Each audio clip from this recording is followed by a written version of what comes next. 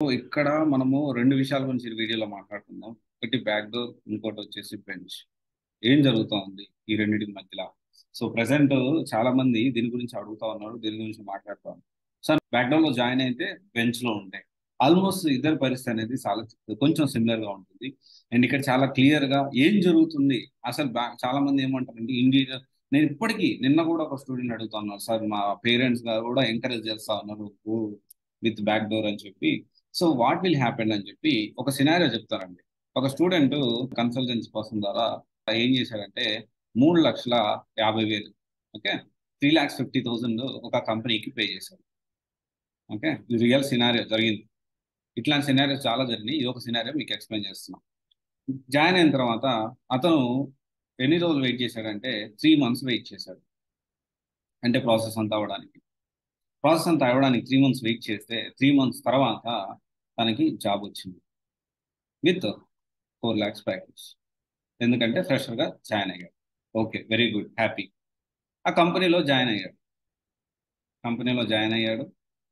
ఇక్కడ ఇప్పుడు ఏం జరిగిందంటే ఈ ప్రాసెస్లో ఎలాంటి ఇంటర్వ్యూకి అతను అటెండ్ కాలేదు. ఓకే, ఎలాంటి ఇంటర్వ్యూకి అతను అటెండ్ కాలేదు. అండ్ ఏ ప్రాసెస్, ఒక నోటిఫికేషన్ కానీ ఏం సంబంధం లేదు. డైరెక్ట్గా ఆఫర్ లెటర్ రిలీజ్ అయింది. డైరెక్ట్గా ఆఫర్ లెటర్ రిలీజ్ చేసింది హెచ్ఆర్. ఓకే, డైరెక్ట్గా ఆఫర్ లెటర్ రిలీజ్ చేసింది హెచ్ఆర్. తర్వాత డైరెక్ట్గా కంపెనీలో జాయిన్ అయిపోయాడు. జాయిన్ అయిపోయిన తర్వాత వీళ్ళకి బాగా రిక్వైర్మెంట్ బాగానే ఉండింది ఈ కంపెనీకి. ఓకే, ఈ కంపెనీకి రిక్వైర్మెంట్ అనేది చాలా బాగుండింది. చాలా బాగుంటే వాళ్ళు ఏంటంటే వర్క్ చేయించుకున్నారు. ఓకే, బ్యాక్ డోర్లో జాయిన్ అయినా కానీ వర్క్ ఎంతో కొంత ఇతను కూడా మేనేజ్ చేశాడు, అయిపోయింది. కానీ ఒక సిచ్యువేషన్ వచ్చింది. ఏది ఇప్పుడు వచ్చిన సిచ్యువేషన్ లాంటిది, రెసిషన్. ఆర్ఎల్స్ రెసిషన్ కాకపోయినా ఇప్పుడు వచ్చిన ఒక సిచ్యువేషన్ వచ్చింది. ఈ సిచ్యువేషన్ ఏంటి అంటే ఓపెన్, అంటే కంపెనీ లాభాలు అంతగా లేవు. ఓకే, కంపెనీ లాభాలు అంతగా లేవు. సో అప్పుడు ఏం జరిగిందంటే అప్పుడు ఎవరెవరిని టెర్మినేట్ చేద్దాం అని ఆలోచిస్తూ ఉంటే అప్పుడు అసలు ఒక్కొక్క విషయం అనేది బయటపడింది. సరే, బాగానే ఉంది సార్. అతను ఒక 6-7 months వర్క్ చేశాడు ఇదే కంపెనీ. ఓకే, 7 months వర్క్ చేశాడు. ఆల్మోస్ట్ అంటే అతను కట్టిన డబ్బులు 60-70% డబ్బులు అని రిటర్న్ వచ్చేసింది. ఇంకేముంది సార్ ప్రాబ్లము? జాబ్ వచ్చింది, సరే డబ్బులు పోతే పోయినాయి, ఎక్స్పీరియన్స్ వచ్చింది కదా. ఇక్కడే మనం అర్థం చేసుకోవాల్సిన విషయం ఏంటి అంటే వాళ్ళు కంపెనీ నుంచి టెర్మినేట్ చేశారు. ఓకే, టెర్మినేట్ చేశారు. ఈ టెర్మినేట్ చేయడం వల్ల మనకేముంది సార్ ఇబ్బంది? ఇంకో కంపెనీలో జాయిన్ అయ్యి ప్లాన్ చేసుకోవచ్చు కదా. ఇక్కడ ఏంటి అంటే మన పేరు మీద ఆఫర్ లెటర్ ఇచ్చాం. సరే సార్, ఆఫర్ లెటర్ ఏముంది, ఎడిట్ చేసుకోవచ్చు. లేకపోతే రిలీవింగ్ లెటర్ ఇవ్వలేదు, టెర్మినేషన్ చేసేసి రిలీవింగ్ ప్లాన్ చేసుకోవచ్చు, ప్రాబ్లం లేదనుకోవచ్చు. ఇక్కడ పిఎఫ్ అనేది క్రియేట్ అయింది. పిఎఫ్ అకౌంట్ ఏముంది సార్, క్లోజ్ అయిపోతుంది కదా, క్లోజ్ చేస్తే డబ్బులన్నీ విత్డ్రా చేసుకొని క్లోజ్ చేసుకుంటాను అంటే ఇక్కడ యూఏఎన్ నెంబర్ ఒకటి ఉంటుందండి. ఓకే, సో యూఏఎన్ నెంబర్ ఏదైతే ఉందో అది మారదు.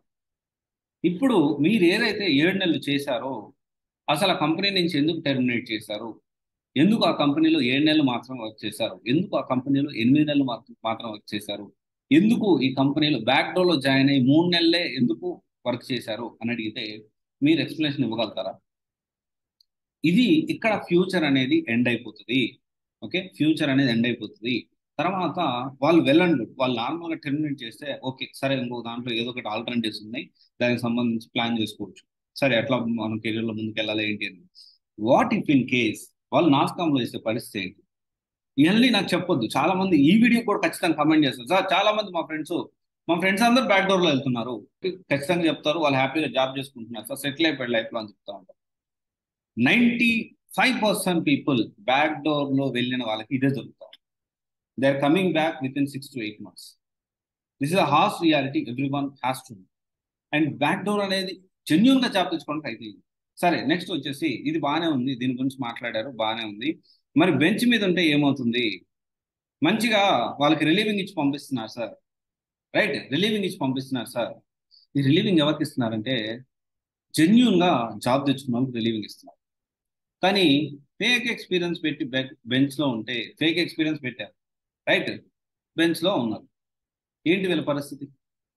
ఫేక్ ఎక్స్పీరియన్స్ పెట్టారు, బెంచ్లో ఉన్నారు, ప్రాజెక్ట్ ఎక్స్పీరియన్స్ లేదు. వీళ్ళు ఏం చేయాలి? వీళ్ళది కూడా ఆల్మోస్ట్ సిమిలర్గా ఇదే సిచ్యువేషన్ అవుతుంది. వాళ్ళు సమాధానం చెప్పుకోలేదు ఫర్దర్గా నెక్స్ట్ కంపెనీ మూవ్ అయిన.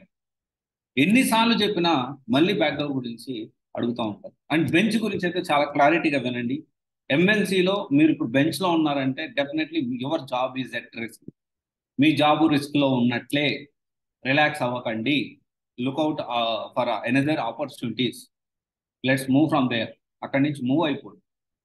ముందుగా మనం చేసుకోవాలి. వాళ్ళు రిలీవింగ్ నేర్చుకొని మళ్ళీ బ్యాక్గ్రౌండ్ వెరిఫికేషన్ చేసి మళ్ళీ టెర్మినేట్ చేసి ఇంత దూరం మనం తెచ్చుకోవాల్సిన అవసరం లేదు. బ్యాక్ డోర్లో ఉన్న బెంచ్లో ఉన్న ప్రమాదమే ఇప్పుడున్న పరిస్థితుల్లో. గుర్తుపెట్టుకోండి, కాల్స్ ఉన్నాయి, కానీ బ్యాక్ డోర్లో బెంచ్ మీద ఉన్న వాళ్ళు మాత్రం మీకు మాత్రం ప్రమాదమే. జాగ్రత్తగా ఉండండి. ఆల్టర్నేటివ్స్ అనేది ఆలోచించుకోండి. ప్రాపర్ గైడెన్స్ తీసుకొని ఫర్దర్గా మూవ్ ఆన్ అవ్వండి.